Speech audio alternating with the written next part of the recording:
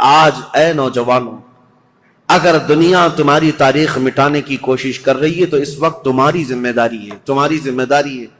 میں رشیا کی ایک چھوٹی سی کنٹری جہاں قرآن پر پابندی لگا کر تقریباً 70 سال گزر چکے تھے، 60 یا 70 سال سوویت یونین کی لڑائیوں میں، اس سے پہلے جو وہاں کے حالات تھے، مارکسزم، لینن کا جو انقلاب آیا تھا، ریولوشن، کچھ ممالک ایسے سخت اسٹرگل کر چکے ہیں، مسلمانوں کی اذانیں بھی بنتی، قرآن پر پابندی ایسی لگی تھی.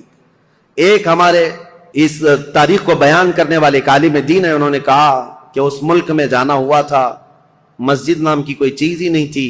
ایک جگہ گئے بازار میں تو لوگوں سے معلوم کیا کہ آج جمعہ ہے، کہیں نماز ہے، تو دکان میں بیٹھا ہوا آدمی ہاتھ پکڑ کر لے گیا، ایک دروازہ کھولا، اس دروازے کے اندر دروازہ، اس کے بعد جانے کے بعد ایک کمرہ ہے، وہاں پر کچھ لوگ نماز پڑھ رہے ہیں. کہا یہاں سخت پابندی ہے، کھلے عام نماز نہیں پڑھ سکتے.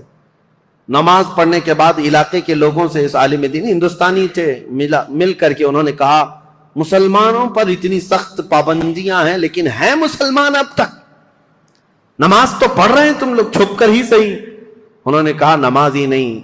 ایک بچے کو انہوں نے سامنے کیا، ایک بچہ تھا تقریباً وہ 12 یا 13 سال کا، کہا یہ قرآن پڑھ سکتا ہے؟ تو وہ ہنسنے لگے، کہا قرآن پڑھ نہیں سکتا بلکہ یہ پورا حافظ قرآن ہے. یہ عالم دین کہتے ہیں میں اس کو جگہ جگہ سے قرآن پوچھتا رہا اور وہ قرآن زبانی سناتا رہا.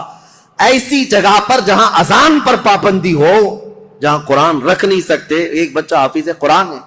انہوں نے پوچھا کہ بیٹا یہ حفظ قرآن ایک باضابطہ مدرسہ لگتا ہے ہمارے ہاں، باضابطہ انوائرمنٹ چاہیے، پھر جا کر کوئی حافظ قرآن بنتا ہے، تم ایسی جگہ پر کیسے بنے؟ وہ کہتا ہے بس میں اپنی دادی سے سن سن کر حافظ قرآن بناؤں، میری دادی حافظ قرآن ہے.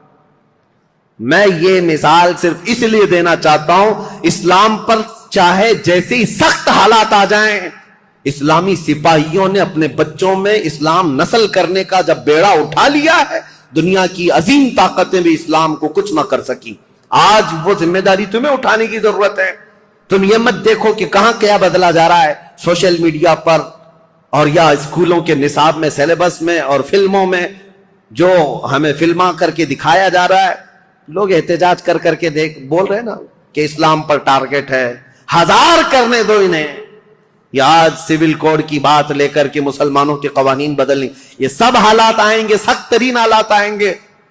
ظالموں کو تو اپنا ظلم دکھانا ہی ہے، لیکن اے غیور نوجوانوں تمہاری ذمہ داری ہے، تم اپنے کندھوں پر یہ بیڑا اٹھا لو.